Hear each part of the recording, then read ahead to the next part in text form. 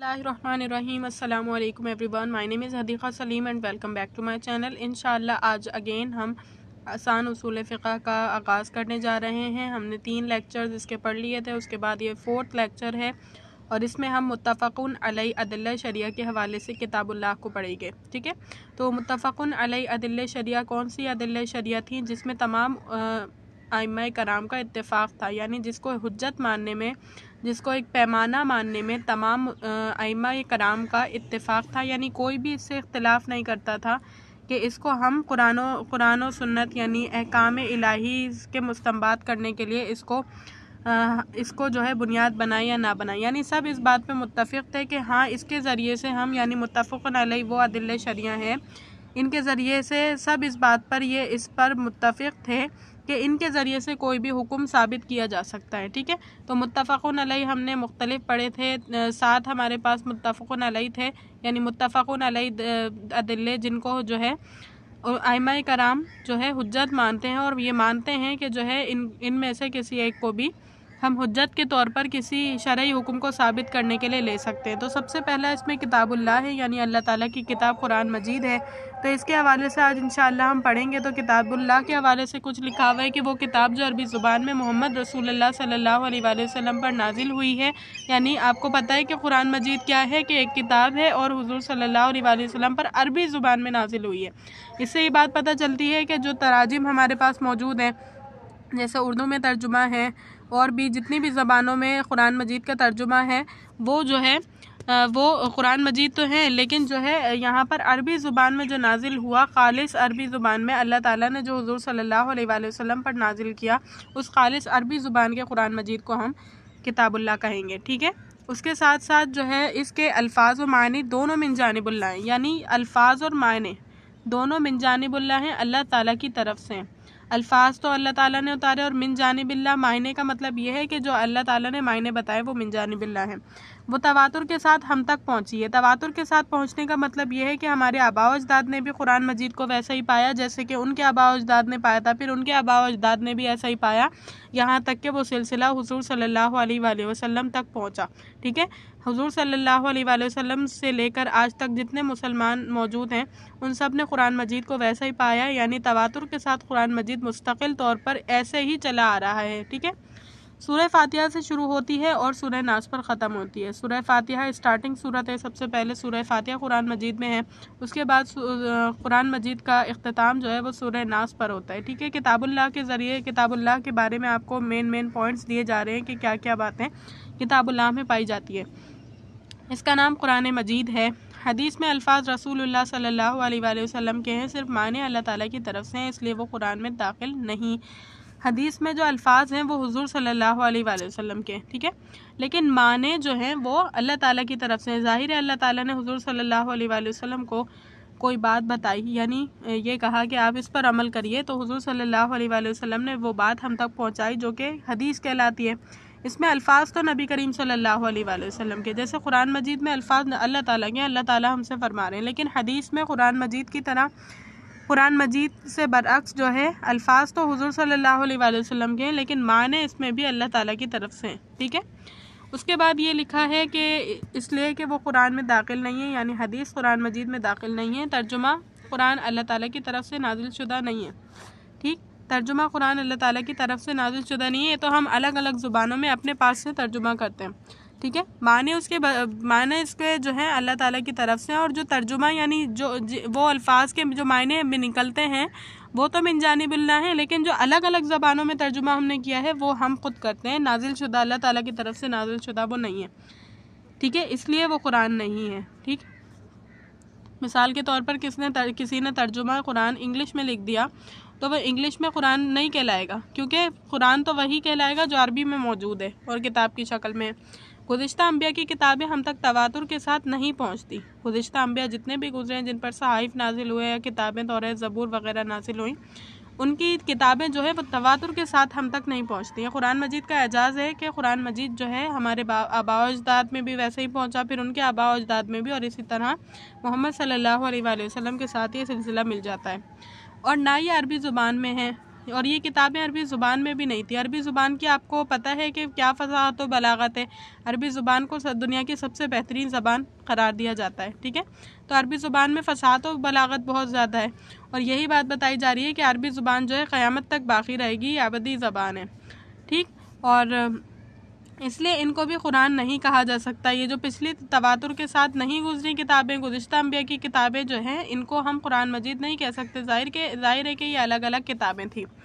اس کے بعد ہے کہ شاذ قراتیں ہم تک تواتر کے ساتھ نہیں پہنچی, جیسے حضرت عبداللہ بن مسعود رضی اللہ تعالیٰ عنہ کی قرات وعلی الوارث ذی الرحم محرم. ٹھیک ہے, مثل ذالک میں ذی الرحم محرم شاذ طریقے سے ثابت ہے, لہٰذا یہ کتاب اللہ کا مصداق نہیں ہے, یعنی یہ کتاب اللہ کا حصہ نہیں ہے. شاذ قراتیں یعنی جو کم پہنچنے والی ہیں, شاذ قراتیں بہت کم پڑھی جانے والی قراتیں. ٹھیک ہے, اسلوب سے مراد یہ ہے کہ قرآن مجید میں کسی ہر مختلف چیز کے لیے ہر جو ہے طریقہ الگ اختیار کیا جاتا ہے. مثال کے طور پر کسی چیز کا حکم دینا ہے, کہ کرنے کا حکم دینا ہے کہ یہ کیا جائے, تو اس کا حکم الگ طریقے سے ہوگا. اگر کسی چیز کا حکم نہیں میں دیا جا رہا ہے کہ یہ مت کرو, تو اس کا حکم الگ طریقوں سے دیا جائے گا.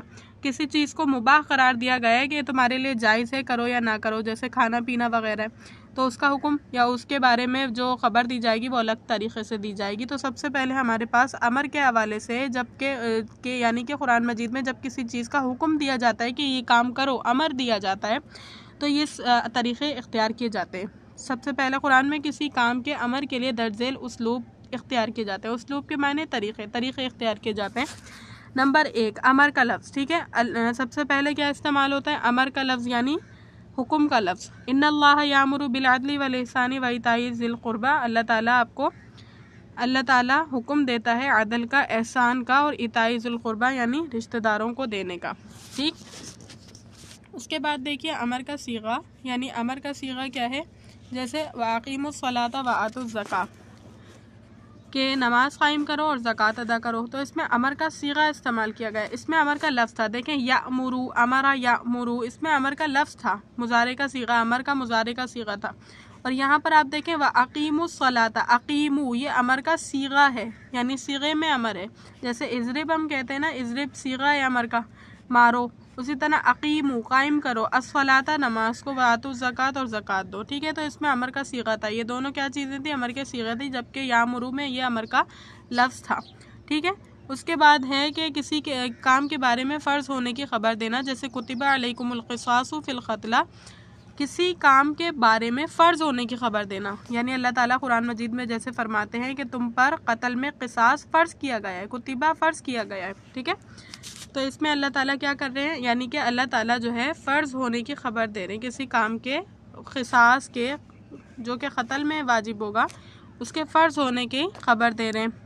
اس کے بعد ہے چوتھا پوائنٹ کہ کسی کام پر, کسی بات پر جواب دہی اور گرفت کی خبر دینا, یعنی اللہ تعالیٰ کہیں کہ اگر تم ایسا کرو تو تمہاری گرفت کی جائے گی. جیسے ان العہد کان مسئولا. ٹھیک ہے, یعنی عہد کے بارے میں بے شک سوال کیا جائے گا.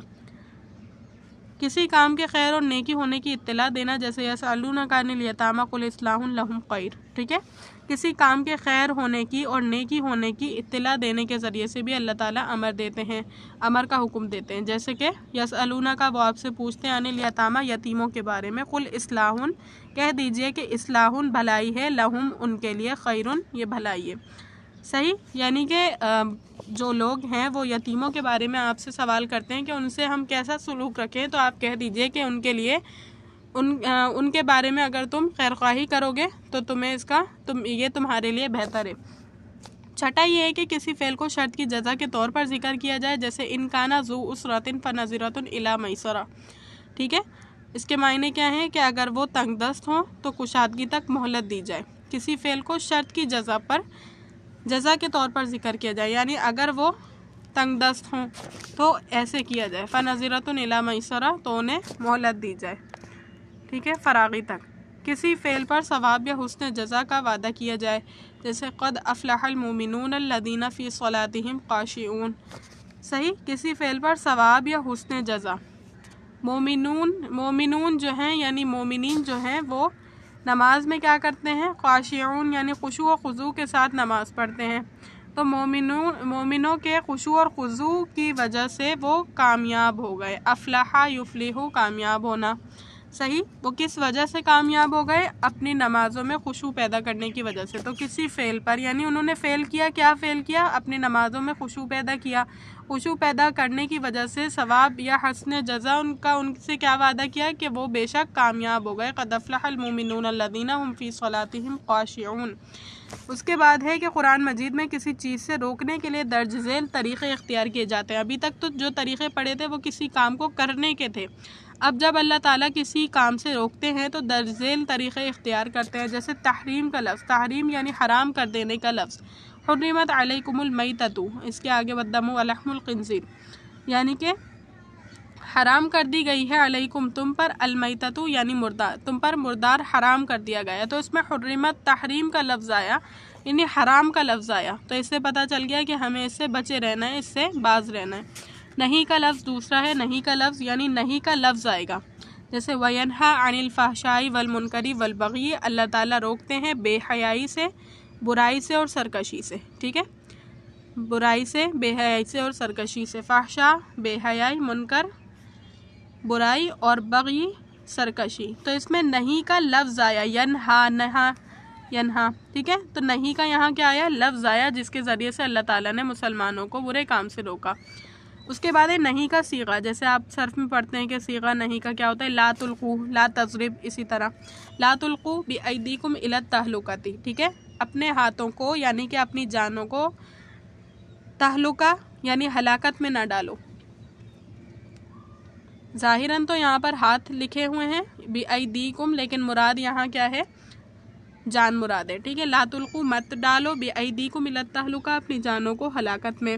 تو لا تلقوا یعنی اللہ تعالیٰ نے لا تلقوا نہ کرنے کا حکم دیا ہے کہ اپنی جانوں کو ہلاکت میں نہ ڈالو. اس کے بعد چوتھا پوائنٹ ہے کہ کسی فعل کے ترک کرنے کا امر، جیسے وَذَرُوا مَا بَقِیَ مِنَ الرِّبَا، کسی فعل کے ترک کرنے کا امر کہ ایسا نہ کرو. وَذَرُوا چھوڑ دو، مَا بَقِیَ مِنَ الرِّبَا، ربا جو کچھ بھی سود میں سے بچا ہے. صحیح. مثال کے طور پر کسی کے پاس کوئی سود تھا اور اسے ابھی اس کا حکم نہیں پتہ تھا کہ سود کا کیا حکم ہے، تو اس کو بعد میں مطلع کر دیا گیا کہ جو کچھ تم نے سود لیا وہ تو کیونکہ تمہیں معلوم نہیں تھا، لیکن بعد والا اب کیونکہ تمہیں یہ حکم اب معلوم ہو گیا ہے، تو وَذَرُوا مَا بَقِیَ مِنَ الرِّبَا یعنی اب چھوڑ دو جو سود تمہارے پاس موجود ہے، باقی ہے. اس کے بعد حلت کی نفی یعنی حلال ہونے کی نفی. کسی چیز کے بارے میں اللہ تعالیٰ یہ کہہ دیں کہ تمہارے اوپر یہ حلال نہیں ہے، تو سمجھ جاؤ کہ اس کا حکم، اس میں اللہ تعالیٰ تم کو اس سے روک رہے ہیں. لا یحل لکم ان ترثوا النساء کرہا، حلال نہیں ہے تمہارے لیے کہ تم زبردستی عورت کے وارث بن جاؤ. ٹھیک ہے، لا یحل حلال نہیں ہے، لکم تمہارے لیے، ان ترثوا النساء، ان ترثوا النساء کہ تم عورت کے وارث، ان ترثوا النساء کہ عورت کے وارث بن جاؤ، کرہن زبردستی. ٹھیک ہے. چھٹا پوائنٹ ہے کہ کسی فعل کے شر اور برائی ہونے کی خبر دینا. ظاہر ہے کہ جب اللہ تعالیٰ کسی فعل کے بارے میں کہیں گے کہ یہ برا ہے، تو مطلب یہی ہوگا بتانے کا کہ یہ کام تم نے نہیں کرنا. جیسے کہ آیت میں ہے کہ لا يحسبن الذين يبخلون بما آتاهم الله من فضله هو خير لهم بل هو شر لهم.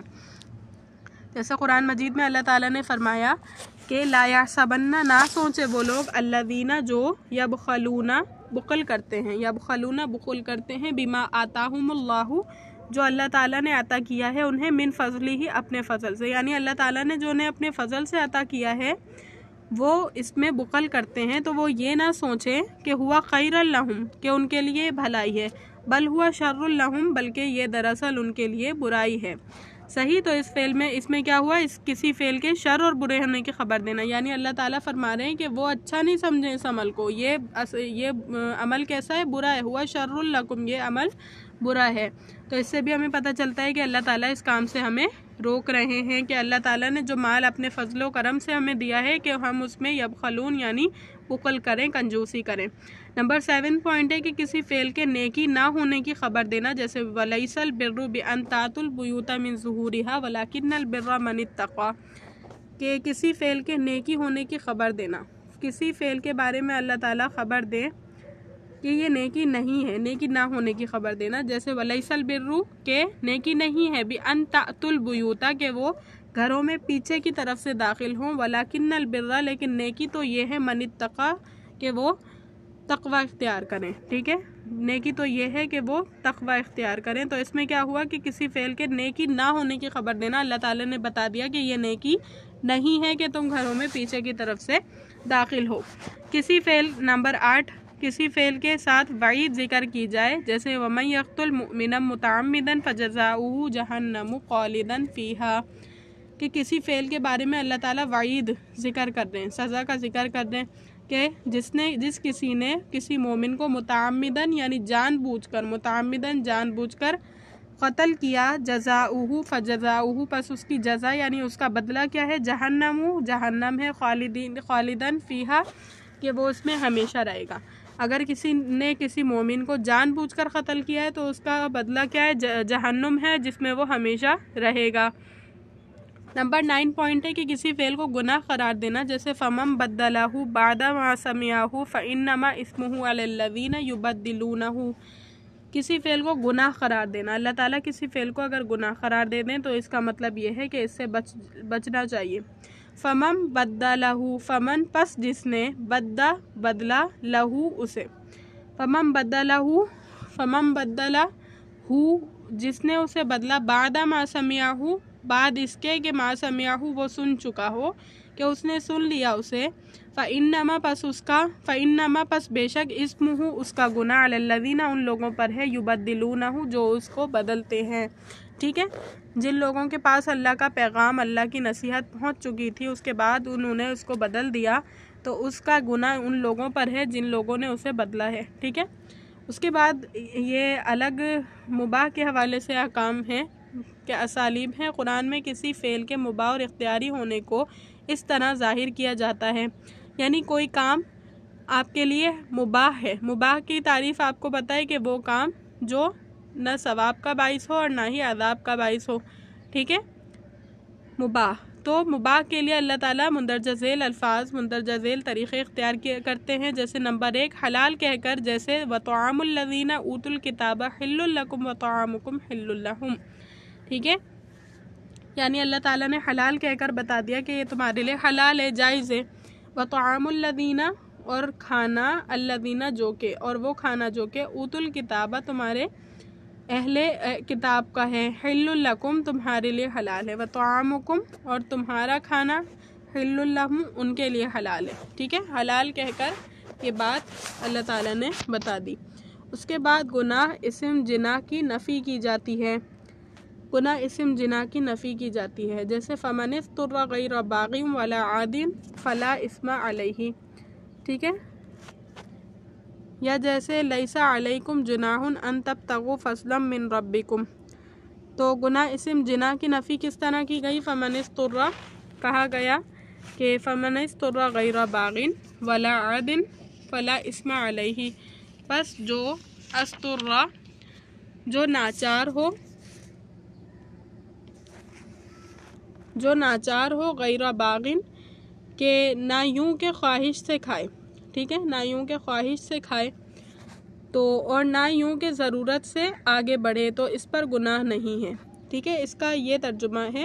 اور مراد کون ہے اس سے، وہ لوگ ہیں جو بہت بھوکے ہوں اور انہیں کوئی بھی کھانے کی چیز نہ مل رہی ہو، ٹھیک ہے، تو ان کے لیے جو چیز حرام ہے اس کو بھی کھانے کی اجازت دی جا رہی ہے، لیکن یہ کہ وہ ناچار ہو، فَمَنِ اضْطُرَّ غیر باغن یعنی کہ وہ خواہش سے نہ کھائیں، یہ نہیں کہ وہ بڑی خواہش سے کھا رہے اس چیز کو، ولا عادن اور نہ یہ کہ ضرورت سے زیادہ کھا رہے ہیں، اللہ تعالیٰ نے صرف اتنی اجازت دی ہے حرام کو کھانے کے لیے، اگر کوئی واقعی موت کے قریب ہے، اگر اس نے نہیں کھایا تو وہ مر جائے گا، یہ ایسے علاقے میں ہے کہ اگر نہیں کھایا تو وہ اس کی جان چلی جائے گی، تو اس کو اتنا کھانا ملحوظ ہے، یعنی اتنا کھا سکتا ہے کہ جو ہے اس کی زندگی بچ سکے، ٹھیک ہے، ضرورت سے آگے نہ بڑھے، فلا اسم علیہ تو پھر اس پر کوئی گناہ نہیں ہے، ٹھیک۔ اس کے بعد حرج کی نفی کی جاتی ہے، جیسے لیس علی الاعمی حرج ولا علی الاعرج حرج ولا علی المریض حرج، یعنی اللہ تعالیٰ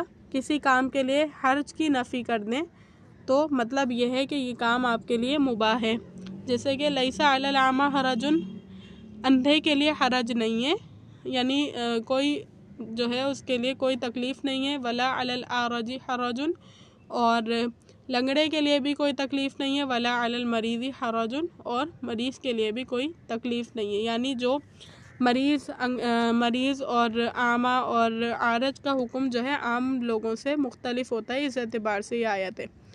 اس کے بعد چوتھا پوائنٹ ہے کہ کسی نعمت اور منفیات کا ذکر کر کے احسان جتلایا جائے، جیسے والانعام خلقہا لکم فیہا دفء ومنافع ومنہا تاکلون۔ اللہ تعالیٰ اس آیت کے ذریعے سے نعمت اور منفیات کا ذکر کر کے احسان جتلا رہے، یعنی مطلوب یہ ہے، مقصود یہاں یہ ہے کہ یہ تمام چیزیں تمہارے لیے حلال ہیں۔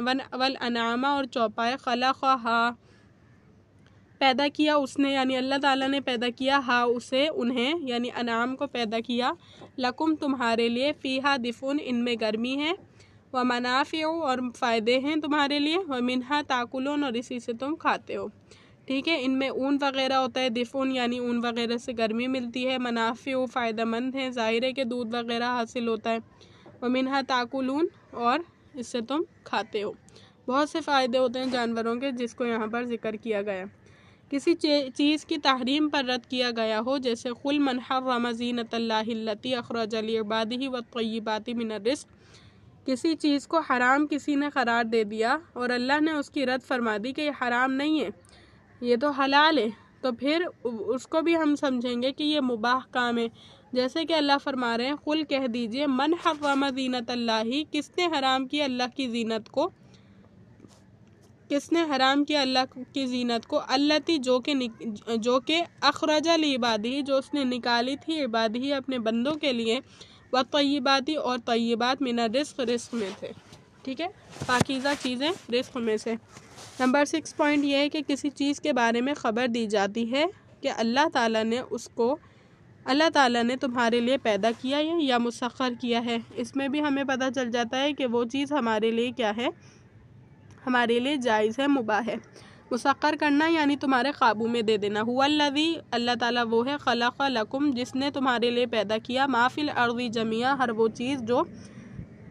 وہ چیز جو زمین میں ہے، وسخر لکم اور مسخر کر دیا تمہارے لیے، ما فی السماواتی جو کچھ آسمانوں میں ہے، وما فی الارض اور جو کچھ زمین میں ہے، جمیعا منہم ان میں سے ہر چیز، ٹھیک ہے۔ اس کے بعد ہے کہ قرآن کی اپنے معنی پر دلالت کی 2 قسمیں ہیں۔ قرآن اپنے معنوں پر جو دلالت کرتا ہے وہ 2 قسموں سے کرتا ہے،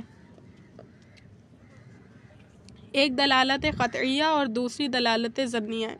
دلالت قطعیہ یہ ہے کہ اس کلام کی ایک ہی مراد متعین ہو، دوسرے معنی کا احتمال نہ ہو، ٹھیک ہے۔ دلالت قطعیہ میں صرف ایک ہی معنی پائے جائیں گے، اس میں دوسرے معنی نہیں پائے جا سکتے، یعنی اللہ نے کوئی آیت بیان فرمائی تو اس کے ایک ہی معنی ہوں گے، اس کے 2-3 معنی نہیں نکلیں گے، جیسے الزانیۃ والزانی فاجلدوا کل واحد منہما 100 جلدۃ، بس زنا کرنے والی عورت اور زنا کرنے والا مرد، فاجلدوا مارو انہیں، کل واحد ان میں سے ہر ایک کو، یعنی مارو ان میں سے ہر ایک کو، منہما ان میں سے، 100 جلدۃ 100 کوڑے، یعنی زنا کرنے والی عورت، زنا کرنے والے مرد، ان میں سے ہر ایک کو 100 کوڑے مارو، یہ مطلب ہے آیت کے۔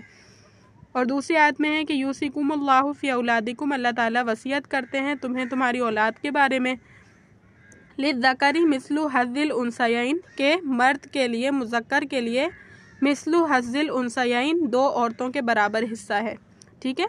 تو یہ قرآن مجید میں آیت ہے اور اس کی دلالت کیسی ہے؟ قطعی، بلا کسی اور ثبوت کے ہمیں اس کے معنی سمجھ آ رہے ہیں۔ پہلی آیت میں زنا کی سزا 100 کوڑے اور دوسری آیت میں عورت کے مقابلے میں مرد کا حصہ 2 گنا ہونے پر قطعی اور واضح دلیل موجود ہے، یعنی کسی اور چیز کا سہارا لے کر ہم نے معنی سمجھنے کی ضرورت نہیں ہے، بلکہ اسی کے الفاظ سے ہمیں اس کے معنی سمجھ میں آ رہے ہیں۔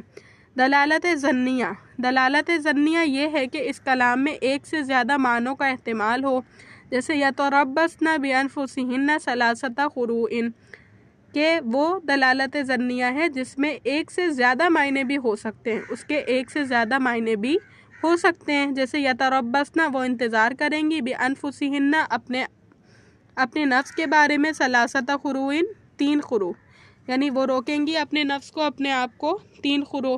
اب قروء کے معنی حیض کے بھی ہو سکتے ہیں اور طہر کے بھی ہیں، ٹھیک ہے، یعنی مطلب یہ ہے کہ اگر کسی عورت کو طلاق ہو جائے یا اس کا خاوند مر جائے، تو اس کے بعد اس کو جو عدت کے بارے میں کہا جا رہا ہے تو یتربصن بانفسہن ثلاثۃ قروء کے ذریعے سے کہا جا رہا ہے۔ تو قروء سے مراد ہو سکتا ہے حیض ہو، تو حیض کی صورت میں 3 حیض رکنا ہوگا اسے دوسرا نکاح کرنے کے لیے، اور اگر اس سے مراد طہر ہے، پاکیزگی والے دن ہیں، تو 3 طہر کے بعد وہ نکاح کر سکتی ہے، ٹھیک ہے۔